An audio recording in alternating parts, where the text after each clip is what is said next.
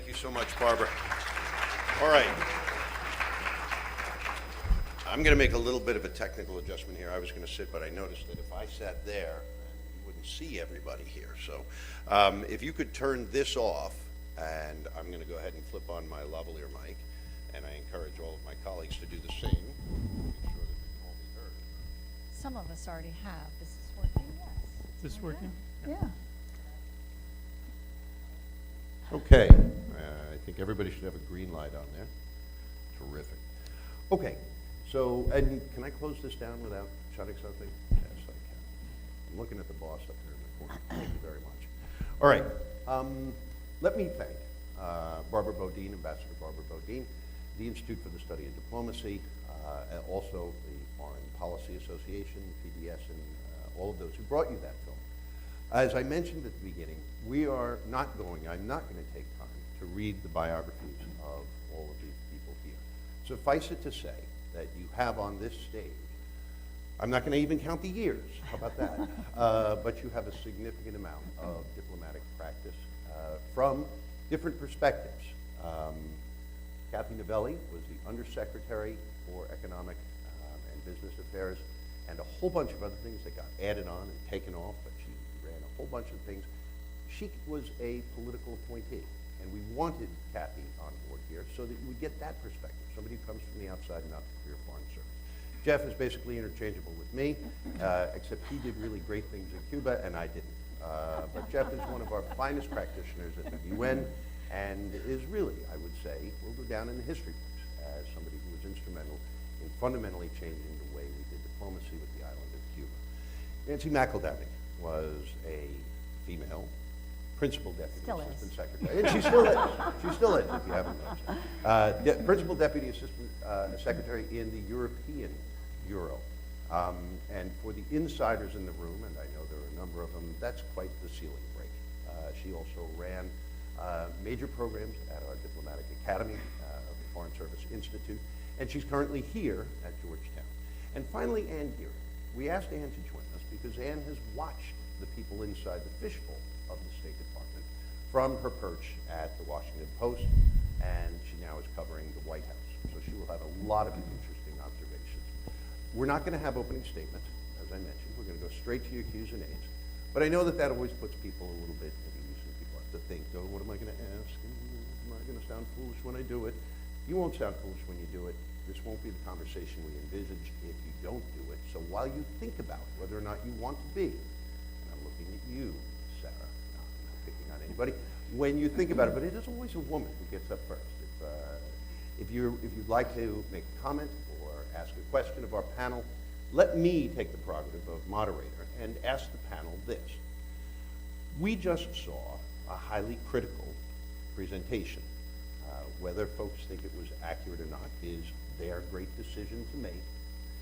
But let me challenge you and ask, in the last 2 years, or since this was filmed last fall, since Secretary Pompeo has come on board, can you tell us if you think there is a particular policy or something that's being done at the State Department that you approve of or that you applaud or support? And I'm going to start with Ann. Thank you very much, John. Thank you all for having me. As a reporter who covers these issues, I can't make a value judgment of whether I approve of something or disapprove of something, but I can assess whether I think something has been effective or useful or thought-provoking. And my answer to that would be yes, and it's the North Korea decision. President Trump obviously turned North Korea diplomacy on its head. He spent the first year bashing Kim Jong-un every way he possibly could think of, and drawing a lot of criticism for potentially drawing us close to the brink of war. He would argue he did that in service of what he did the second year, which was to try to foster diplomacy. On the theory that talking is better than not talking, he got the U.S. and North Korea talking. And he forced a conversation that the outcome of which is still pending as to whether a deal actually could be done, whether North Korea wants to do a deal with Donald Trump, wants to do a deal with the United States at all. And I think that is a conversation that we all needed to have. Mm-hmm. Terrific. I'm going to bounce all the way over to the end, Kathy Nabel. Well, you took mine. Yeah. Mine I won. got to go Mine- first, that's why. I have to say mine too. All right, let's just. Neither of mine then. Number of hands. How many think it was North Korea? No. Okay, all right. I'm going to move my microphone down so I don't echo so much. Unlike the journalist, I'm no longer a member of the U.S. government, so I can tell you exactly what I think, and it's a wonderful feeling. I actually would mention two things that I think are somewhat ironically positive that have come out of the first 2 years of the Trump administration. The first one, specifically on trade issues, but I think overall, is to acknowledge the incredibly important role of people across this country. It's no longer okay, I'm still echoing, it's no longer okay to say, trust us, we'll make things work. If you've lost a job or if you're having trouble somewhere across the United States, just wait a generation or two and things will be fine. That's not okay. And while Trump's methods, his rhetoric have been problematic, the fact that that has been highlighted, I think, is a very important positive. The second point that I would raise, which is even more, I think, somewhat ironic, is the rhetoric. And while I, and I know many others, have been so deeply troubled by the rhetoric and the very critical nature of a number of things that have been said, I look at it as a learning opportunity and a chance for us to lift up a mirror and to say that if there are still 30% of the American voting electorate who either despite of or because of that rhetoric still support what's happening, we need to take a hard look at that. We also, it has given us, forced us to look hard at things like the importance of our allies. And it's been thrown up into high relief with open criticism of our allies. Many practitioners might have grumbled in private about, oh, how tiresome it is, the things we have to do, etc. Well, now all of a sudden, we can't get away with that. And it's time for us to look hard at our values, look hard at what it is that is going to motivate us going forward in terms of our role in the world and whether we are going to be consistent with our values. Both of those things, I think, are very important for us to take a good, hard look at. Very interesting. So in effect, an unanticipated consequence could turn into something positive. Kathy? Well, North Korea was mine. I guess I would say on the trade issue, I have a nonprofit that's doing listening sessions all around the country. We've done 120 so far.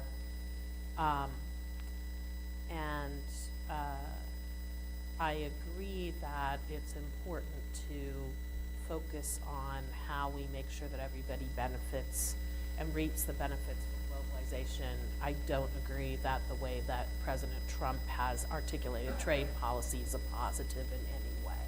Okay. So I just feel like I have to say that. And I have not found a lot of public support either, even though in the press it says, oh yeah, everybody thinks it's great. We've done a lot of conversations and people don't support protectionism and they recognize that trade's important. So I suppose that's an unintended consequence of what's happened, but. You don't really know how much you want something until it's taken away from you. Correct, yeah. And before I turn to Jeff, let me just ask who's got it. It always is a young lady. God bless you, hon. That is courage right there. So I will come right back to you. But Jeff, let me just give you a quick shot at anything you think that the president has done well or the administration has done well in foreign affairs in the last 2 years. Yeah, so my issue was North Korea as well, and as a multilateral diplomat, I would say they started out correctly in going to the UN Security Council, and they secured a very strong resolution with incrementally increasing sanctions and so forth, which I thought was the right thing. And it's a very vexing, very difficult issue And it required a bold move, and I think the president has made it. The jury is still out whether it will work or not, but one has to give credit. In this case, it was probably worth shaking things up, thinking about doing unorthodox things, and it may work, it may not. The second thing I would mention, maybe in the unintended consequences category, is I think the current state of affairs, let's say, has really highlighted the disconnect with certain segments of the American population to foreign policy, and how the conduct of foreign policy and America's role in the world specifically benefits them. And I think this now is a mainstream issue that a lot more people are thinking about than before. Terrific. Anybody last final thoughts on that? We're going to turn. Ma'am, if you would just give us your first name, and if you want to give us an affiliation, fine, and any thoughts or reflections. And once again, I ask you to join me in applause. Not easy to be the first one. Thank you. Throughout my career, I always found women were a lot more courageous than men. So, Thank you so much. My name is Shiva. I'm a second year here at the MSFS program, the graduate program that Ambassador McEldowney heads.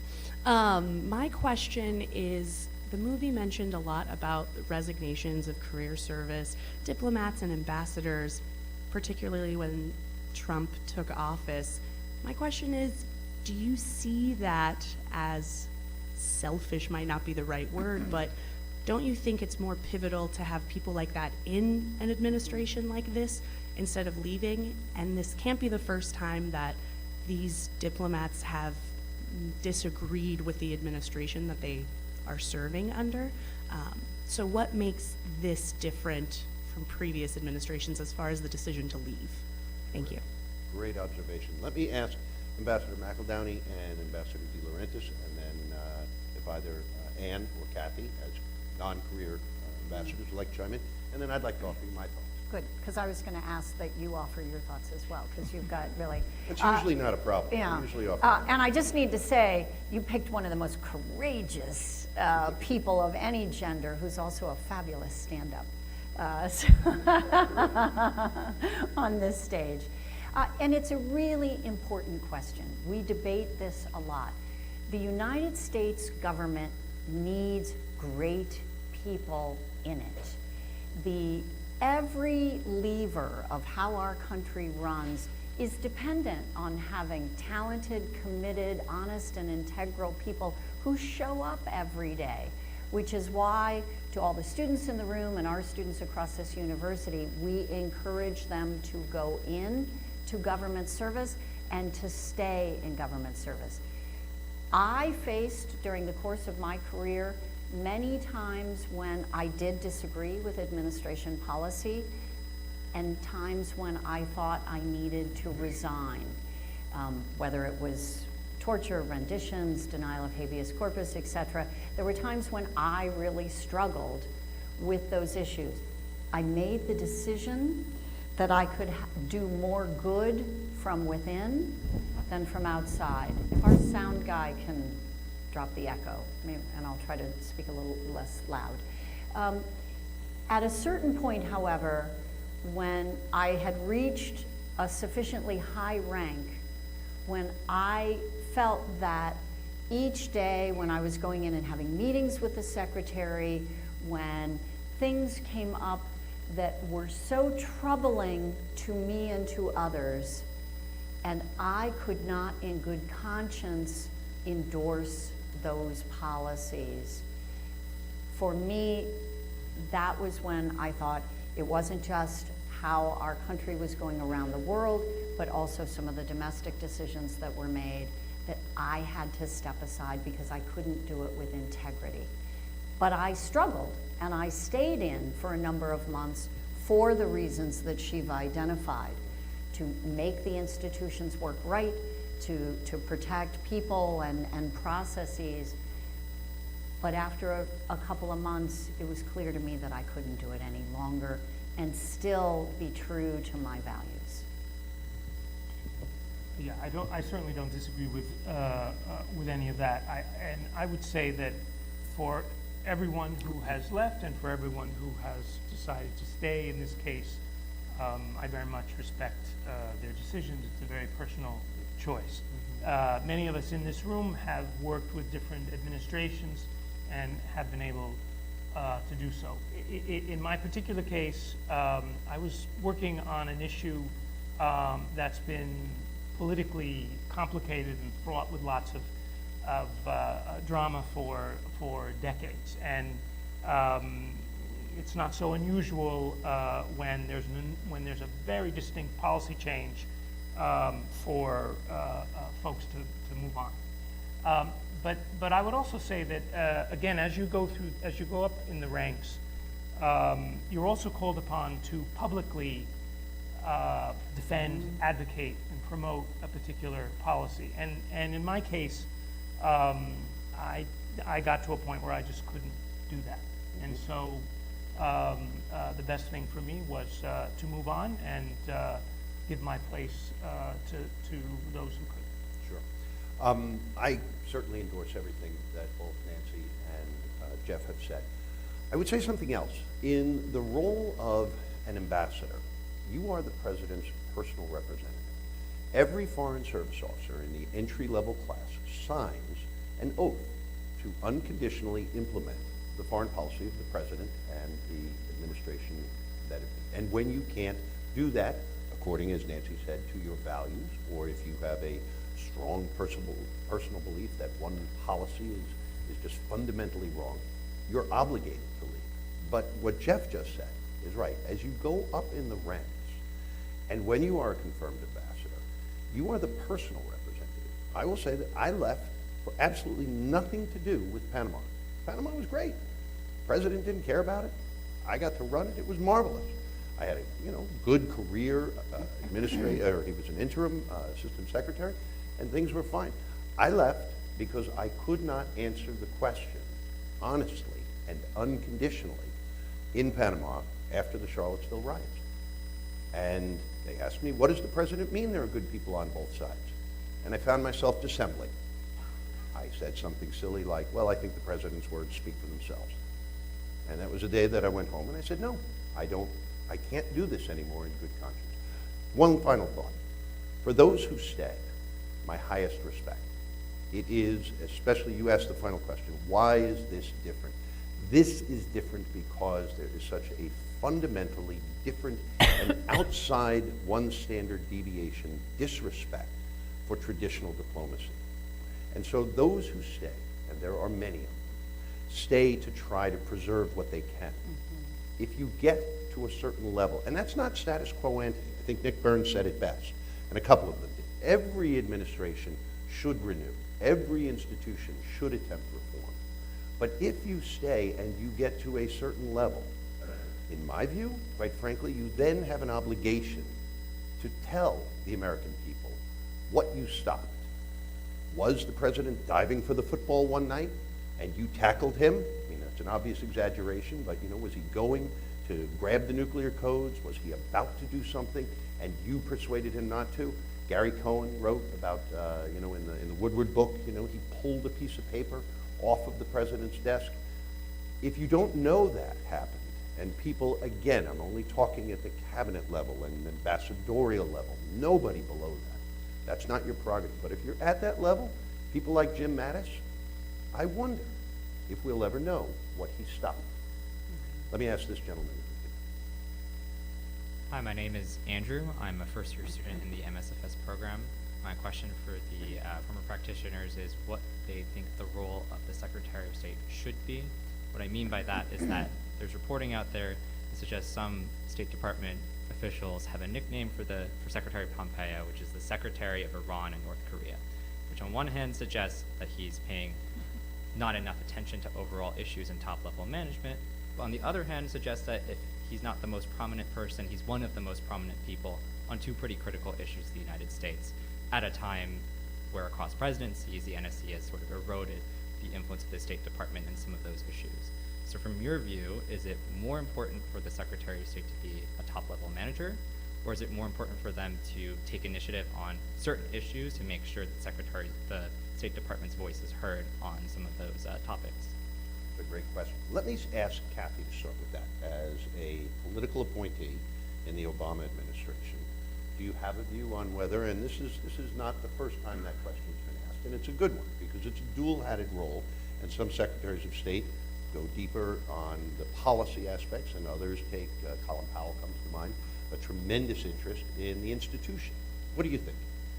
Well, I would say my views are also informed by my 25 years as a career person in the U.S. government at the Trade Representative's Absolutely. office. And I guess I would say you can't do everything. And so if you're a Secretary of State who is trying to do all issues all the time, you're probably not going to get a lot accomplished. So I don't think it's inappropriate to focus your energy on some things. That doesn't mean you can ignore everything else, but I don't think it's inappropriate to say, okay, I'm gonna put my shoulder behind, Secretary Kerry put his shoulder behind the Paris Agreement, and the Iran deal, and he spent a lot of time on those things. It didn't mean he didn't spend time on other things. So I think sometimes people, in my observation, get very jealous of their space, right, that they're working on, and so they think that's the most important thing no matter what. And you only have so many hours in the day, so you do have to prioritize. Absolutely. And let me ask you, from looking at a number of secretaries of state, chief foreign policy advisor to the president, presidential whisperer, building manager. Let me just put a little twist on that. Who, in your opinion, kind of covered both well, and who were some examples of folks who just went one way and sort of were more binary, let's say? Yeah. So I really like this question. It made me think exactly your follow-up, who did which part of that job. I would say that Pompeo is the whisperer, in the whisperer category, which is not necessarily a bad thing. It actually increases his power and kind of the sense that he can potentially get something done within the building. I think that's still very TBD. There's as the documentary referenced, there's not been a great payoff, I think, within the building for the level of access and trust that Pompeo has with Trump. But most of the folks I talk to, who are current and former State Department employees, would rather work for a secretary who has the president's ear and has that possibility. You want your boss to be able to walk into the president's office. You can see four nodding heads over here. That's absolutely so, true. I don't rule Pompeo out for that. He is definitely Trump's favorite cabinet member, and he has lots of access that certainly Tillerson did not, and frankly that not that many secretaries of state have had. I think Hillary Clinton did a good job of having a foot in both of those management camps. She worked very hard at running the building well, and made a project of seeking out junior officers, which not every secretary does. Won over a lot of people who thought that she was just there to check a few boxes before she ran for president again. She definitely made a lot of inroads there. And she did have President Obama's trust and was able to say no to him, which not all secretaries can. Colin Powell, another secretary I covered, not anywhere near as long, was a building manager, very little pull at the White House. Condoleezza Rice, who I covered the whole time she was secretary, was kind of also a foot in both camps. She tried very hard to run the building. There was a great deal of distrust of her because of her role at the White House in the first administration, and in many of the issues that Nancy mentioned, the rendition, the torture memos, and all of that. She was seen by some as having been on the side of right and trying to minimize the effect of some of those decisions, but nonetheless she was present for all of them as National Security Advisor. That hurt her within the building, but it also, I think, solidified her role as as Bush's chief foreign policy advisor, which not every Secretary of State is. Terrific. Let's go to this gentleman over here. Thank you very much, and thank you all for coming. You're a wonderful panel and an excellent moderator. My name is... How much do I owe you? I'm very serious. My name is Julian Kyle Lewis. I'm from the American University here in Washington. I have a question regarding the consequences of diplomatic inadequacies regarding nuclear proliferation today. And in the newspapers recently, our country, the United States, has been reporting how there are 4 countries who have sent their nuclear warheads a few hundred miles into space and enacted tests to show, in the event that they felt that they would need to use one, this is what they would do to carry it out. And all of them were successful in running those tests. But around the world, other countries are reporting that every nation that is not the United States that has a nuclear warhead has tested those warheads in space, which is why the president is really hysterical about a space force. Now, what I'm asking all of you is, how did we get to the point where it seems like every nation with a nuclear warhead is waiting for something in the United States before they would make a decision as a unit to do something like this in a series, like successionally, that's very intentional, that says we all have these, it's us, and the United States is on their own, like an isolationist type of situation. How do you think we got to that point, and what do you think the message is that all of the other countries in the world are trying to send to us? And what do you think they're waiting on? Let's hope they're waiting on, like, never having it happen. But let me just take one, or sort of put a little bit of a spin on the question. I don't know if that's been reported, but I would question whether or not the nuclear, and remember, there are only a few declared nuclear powers, and there are a number of powers that are seeking, principally Iran. And I'm not sure that they've got sort of the Spectre Inc. type coordination to be able to set that off. But you raise a really good point, that if the United States feels, after 40 years, 50 years of Cold War, where we knew we had mutually assured destruction with nuclear warheads, if we feel in any way, shape, or form that we would be particularly vulnerable to one or a series of those countries with nuclear capability attacking us. Let me ask Nancy if you might take a stab at it. I'm happy to do it, and I'll come at it sort of 2 ways. The first one for me, your question shows that this is a perfect example of a problem that cannot be dealt with in a unilateral manner. The reason we build out multilateral regimes on non-proliferation, on going further on international trade, on environmental issues, is because we need the support of friends and allies and other countries to try to build out both pressure not to take those kinds of actions and a collaborative regime. So that's something that I think is very important for us to do. But the second thing that I would raise is that we are clearly in an era where many of the prohibitions, many of the norms that have been in place are falling away. And it's not just the rise of nationalism and populism. It's not just that we see autocratic leaders coming into place. As the film portrayed, I think very dramatically, many of the unspoken norms about how the world was supposed to work, and the country that was really not just the creator, but also the proctor, if you will, the state that sort of helped enforce things, has stepped back. And there's much more of a kind of Wild West situation emerging.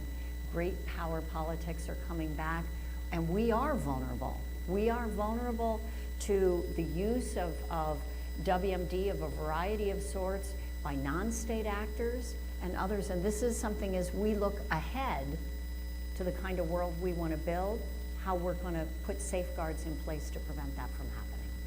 Jeff, you spent a lot of time at the UN from a multilateral perspective and the diplomacy that Nancy was just talking about. We currently don't have a permanent representative. We have somebody who's been designated, but I don't believe confirmed. Do you sense more of a Wild West sort of previous rules of engagement, both explicit and tacit, taken away? Is that your sense as to how New York's operating? I would certainly agree with everything Nancy said with respect to this particular question. I would say that there are a lot of countries that are questioning why the United States seems to be challenging the, call it what you will, the international rules-based liberal order that in effect we created and that we've benefited a lot from. It would seem as if the current administration views it more as a burden than a benefit, and so I think there's a lot of uncertainty with respect to that, and you can see that I think at the UN. But going back to your specific question, you've touched upon an area which is probably one of the most consequential because of the consequences that a wrong move would create. And you've also touched on something which reminds everyone that diplomats need to be trained in a lot of different areas, and this is one which maybe has atrophied a bit because there were systems in place and so forth. And so as we look to the future, I think we need diplomats once again who can talk about throw aid as if it were, going to the store or something. In other words, we need to maintain the technical expertise to be working these issues into the future. Thanks very much. Let's go over here, this gentleman. There we go. All right. So I want to introduce myself. My name is Adam. I'm another student from Georgetown's MSFS program. Thank you, Ambassador. And I'm interested in what this film showed about the issues of our foreign policy. But I'd like to zoom out beyond just the current cataclysm of administration to think about the more general issues that inform our foreign policy. One of the points I think is really important that the film made is about the growing militarization of foreign policy that we've seen, and the disconnect between the State Department and actually influencing policy. And there's an argument that's out there that says that part of the reason for this is that the American people, when they vote, are not actually interested in foreign policy. That they vote on domestic issues first, and domestic policy comes far down the list. And they make a point in the film. I think Ronan Farrow says that there has been something of a migration back to Congress. Interest in what the State Department does, but I'm interested to hear from you about whether you think that this issue of disconnect with the people is true. If it is the case that the American people aren't interested in what we do abroad and aren't familiar with debates on this, and if that is the case, then what can change about this? Well, the first thing that can change is more people watching Mac's excellent program called Great Decisions. And so everybody should go home and tell everyone they know about it and say they saw this great program. But it's a great question. We've asked ourselves this many times in my career, certainly. We don't have a constituency up on the Hill. Nobody knows what we do, et cetera, et cetera, et cetera. So, what do you think? Is this an unintended consequence of the Trump administration that more people in the heartland, let's say red Trump America, or even in the coastal elites where all they care about is the latest app up in Silicon Valley, something like that? Kathy, you've spent a lot of time in flyover America recently. What's your sense? Well, actually, I think people do care about foreign policy. They are not experts, and I think that's a challenge that we have, is how do we articulate what's going on in a way that we all understand it, because we're inside the Beltway, we're inside the State Department, we're inside the administration, but we, I think, need to do a much better job of articulating what is going on even in a more broad way. But I wouldn't say it's accurate that people don't care about it. That isn't what I've found. I've found, in fact, that people are very concerned, Republican, Democrat, Independent, they're very concerned about the the sort of clashing that's going on, and they're uncomfortable with it. Yeah. They want to see results, so they don't like the idea that, as described in the film, the State Department is only about relationships. I don't think that's what the State Department's only about. I think that's an important thing. But part of that is also, as one of the folks articulated, it's also because you want to get things done and you need a relationship to be able to do that.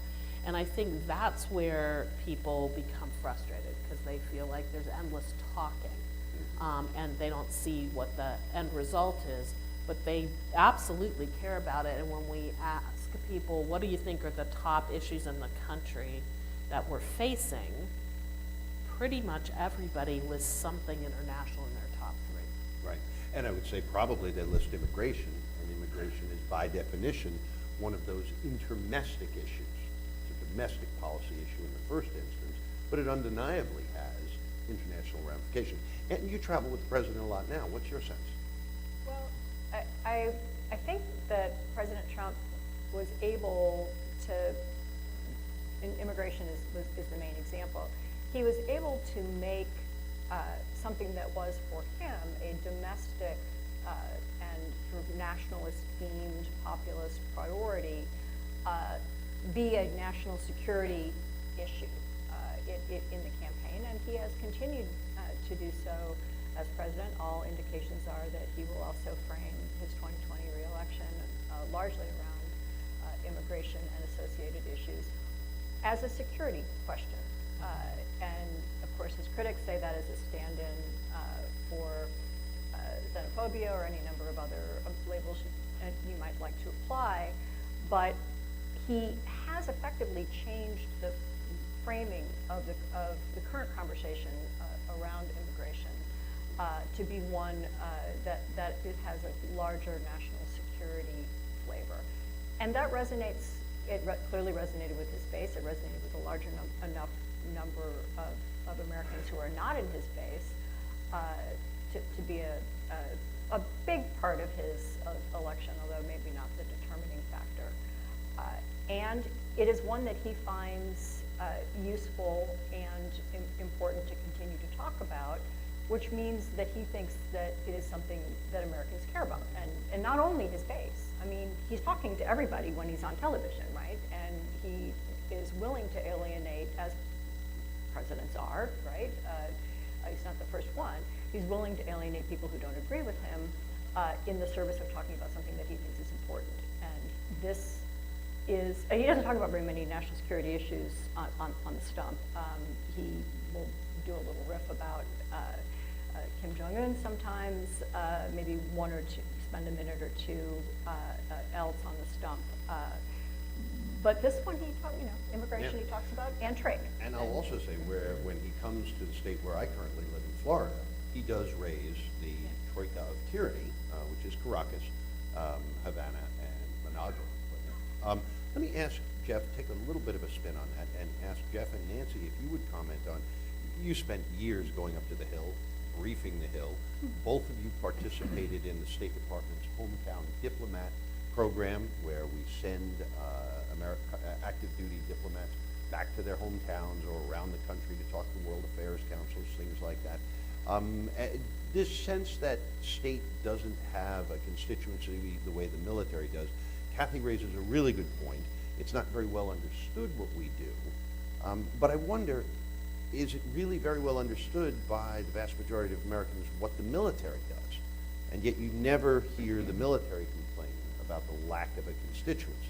Now, there are 50 states, and there's the military defense complex in 50 states. But what's your sense? Is the State Department going to have an easier time of it when we try to explain to the American people what we do after Trump or pre-Trump? Well, I have to correct one thing, which is I spent my entire career trying to avoid going to the Hill as much as I could. But in fact, the State Department, diplomats, the entire field, I think, as a profession, has always had difficulty translating, explaining its value. This has been going on for decades. It's not new to to this administration by a long shot. And all of the tools that have been used over the last 60 and 70 years to try and remedy that haven't been very effective. The Councils on Foreign Relations, the Foreign Policy Association, all of the various tools seem to, United Nations associations, they seem to target or attract pretty much the same folks in each town around the country. And so it's a long-term challenge that I don't think we've met accurately. Yes. I'm going to try to stop agreeing, because when a panel agrees with Yeah. each other, it gets very boring. So I'm going to be just a little bit different, although actually I agree with most of what you said. First of all, I think the State Department's done a lousy job of presenting itself because we're arrogant. And my family is from red states, Florida, Pennsylvania, the Rust Belt in Michigan, and Ohio, Texas. And they're smart people, but they don't want to hear us quote UN Security Council Resolution XYZ. They don't want us to talk down to them about the expertise that we have. And there's a former colleague of ours, Mark Grossman, used to describe, I think if you slide it up a little bit. slide it Yeah, up, yeah. and it makes, Yeah. used to describe the way the State Department would write documents. The first sentence would be, I'm smart. The second sentence would be, I'm smart. The third one would be, I'm smart. And then the fourth one would be the answer. What we have got to do is get to the point that Kathy mentioned, which is about results. What is it that diplomacy does that serves American interests, and not just America writ large, but dairy farmers in Wisconsin and bartenders in Florida?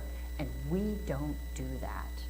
So when I used to go up to the Hill, I would brief senators and representatives who would say, I'm getting heat from my constituency because I want to travel to attend the NATO parliamentary meeting. How can you tell me something that I can use with my constituents so that I can go to this important meeting, but make sure that it demonstrates some worth? So there's two sides of it. Part of it is the message, but the other part is the messenger, and we've fallen short on both. Well, I want to thank you personally because you've given me a new mission to educate the bartenders of Florida about foreign affairs. I fully intend to do that. Can I say one other thing? Absolutely. Because I think it's important. I think 9/11 changed the balance as well, and in the sense that the role of the military, the profile just rose exponentially, and that made it even hard. And I think we're still in this imbalance, and I think that made it a lot harder also to explain the value of diplomacy.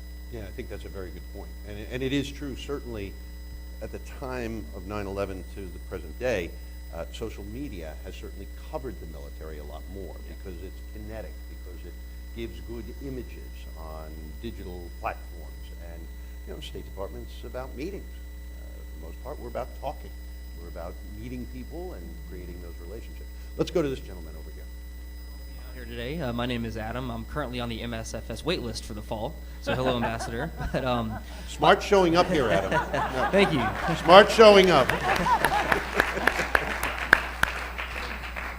My question is something that's not inherently unique to the Trump administration or even U.S. foreign policy, but it seems to be the case that once you get to a certain level or the inner circle of U.S. foreign affairs, it doesn't matter how poorly you screw up or how many civilian deaths you're responsible for, you're still able to be brought back into the fold.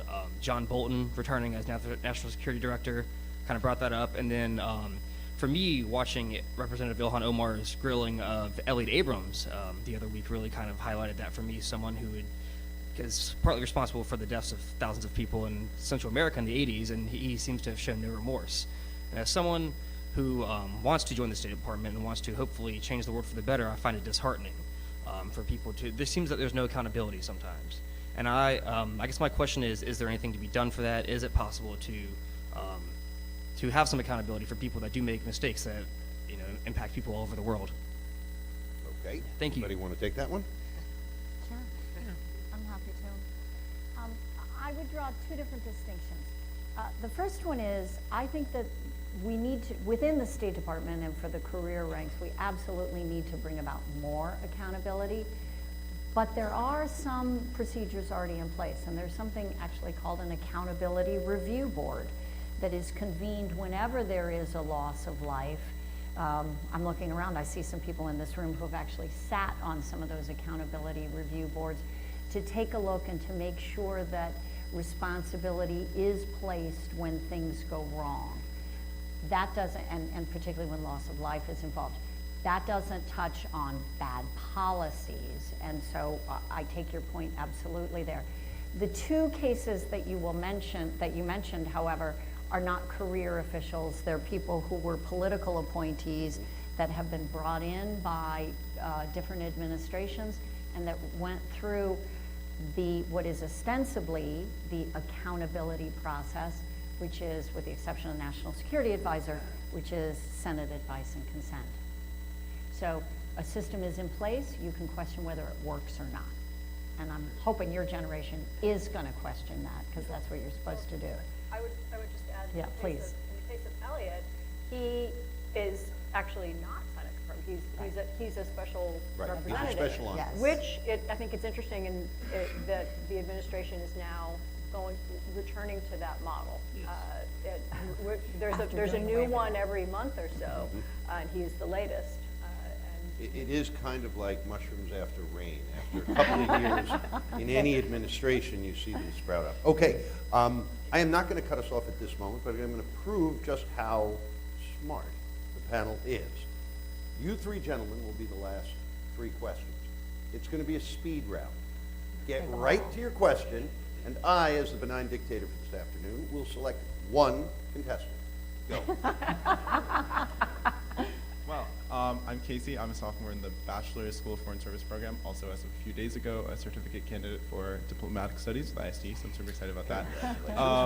I'm doing research on defense institution building with my current internship, and what that is to me is sort of diplomacy by definition, just under the name of the DoD. So my question is, what is the role of interagency cooperation? The film said defense, diplomacy, development are those key American values. So what is the role of interagency cooperation, but also how can the State Department take the reins back with regard to diplomacy? Okay, somebody who spent a lot of time coordinating the interagency, I'm going to ask Kathy Nadelli to take that on. Well, there is actually a lot of coordination. So folks aren't off just in their stovepipes. And I think that's actually a role that the NSC plays and can play very well, to make sure that folks are talking to each other and that you come to a place where you're all on the same page. And what I would say is, in terms of taking the reins back, the State Department has the reins by virtue of where they're posted, their status, all of that. I think what's important is that we're all rowing the boat in the same direction, and so I don't think you want to disempower people in the Defense Department. You just want everybody to be on the same page, and you'll get where you want to go in a lot better way. Yeah, and I would recommend that you Google Chief of Mission Authority for that one. Next. Hi, my name is Julian. I'm a second year in the European Studies program and currently have the pleasure of taking Ambassador De Laurentiis' class on multilateralism. So my question is about multilateralism and the shortcomings of it. I would like to ask the panel, what's the message that you could give to the American people? I mean, we see for the third time in a row declining living expectations, actually, and stagnating wages. Infrastructure is falling apart. So why should the American people approve a foreign engagement? Why should they approve spending billions of dollars on military engagement around the world and foreign diplomacy? How can they be convinced that it is in their own benefit to have those institutions like the State Department and the military? Terrific question, but I'm not going to give you the pleasure of showing up your ambassador and your teacher. I've asked him many times. You've asked him. So I'm going to skip over, and I'm going to ask Nancy to take that one. Okay. I was just assuming Jeff was going to do it. No, that's fine. I know you were. Well, I've already kind of addressed this, and I think the answer is what Kathy said. We have to show results. It's not enough to say, oh, the WTO is a really important organization, or even, astonishingly, NATO at its 70th anniversary. We all just take for granted NATO's a wonderful thing, best alliance in the history of the world. We have got to be very specific and talk about the ways that NATO serves American security and do it in terms that people understand, appreciate, absorb, and then can play back to their friends and neighbors, because we want everybody to watch this film, but we also want them to own it in the way that, and I come from a military family, my father, my husband, my brother, etc. It's comfortable when people say, gee, you know, my dad was a Marine. That guy was a Marine. Everybody feels good and sits up a little straighter. They need to do the same thing when they say, you know what? My mom's a diplomat. And we're not there yet. And that's my goal that's how we get to defend the State Department. That's how we get to multilateralism, because it's imperfect, it's messy, and Jeff cleaned it up a lot, but it takes time, but we have to show people the value. All I would say to that is the old Yiddish saying, from your mouth to God's ears. There we go. Jeff, you want to jump in?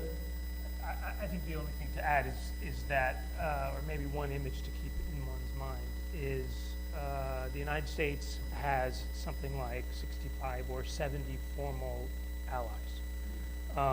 Our two, which Julian has heard already, our two principal adversaries, the Russians maybe have 10, all the former members of the Soviet Union, I think China has 1. And that's what you have to keep in mind, because to me that multilateral collection of states is the basis of our strength, both in terms of hard power and soft power. And that's really, really important. And it needs to continue to dwarf our adversaries. All right, final question.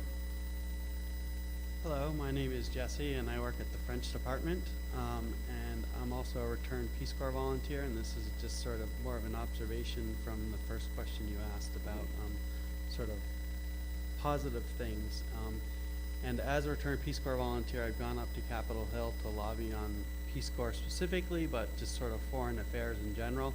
And something I would say I observed in the last few years of going up there and having these budgets that maybe are suggested to zero out or slash it by 50% has really gotten people focused to show up and really defend them. And then you see when Congress passes the budget that they're not cut, and sometimes they're even an increase. I see this as some of these attacks on some of these things to show communities really coming together to defend it, and seeing that there are real allies on the Hill and there are people in Congress really understand the importance of a lot of these programs. Marvelous. Jesse, thank you very much for your service as a Peace Corps volunteer. That's a well-trod way into the Foreign Service. Ladies and gentlemen, thank you very much for your interest, for many of you here, for the many years of practice that you put into diplomacy. Thank you, Barbara, to the Institute for the Study of Diplomacy and Georgetown University. That's it for us. Thanks.